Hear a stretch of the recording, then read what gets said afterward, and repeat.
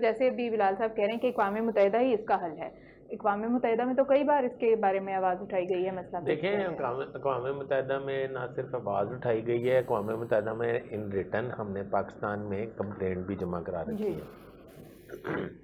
اقوام متحدہ ایسا تو ہو سکتا ہے کہ کسی تھرڈ ورلڈ کنٹری میں کوئی کسی جانور کے حقوق کی خلاف ورزی ہو تو اقوام متحدہ متحرک ہو جائے۔ ایسا ہی جیسے مسلمان اصل میں اقوام متحدہ میں تھوڑا سا اختلاف کروں گا بڑے ادب سے، اقوام متحدہ کے بجائے ہمیں مسلم امہ سے توقعات وابستہ کرنی چاہیے۔ ہمیں 57 سے زیادہ دنیا میں مسلمان ممالک ہیں، جی ان مسلمان ممالک کو اکٹھے ہو کر ایک پلیٹ فارم پہ او سی سی کا جس طرح اجلاس ہوتا ہے اس میں اکٹھے ہو جائیں۔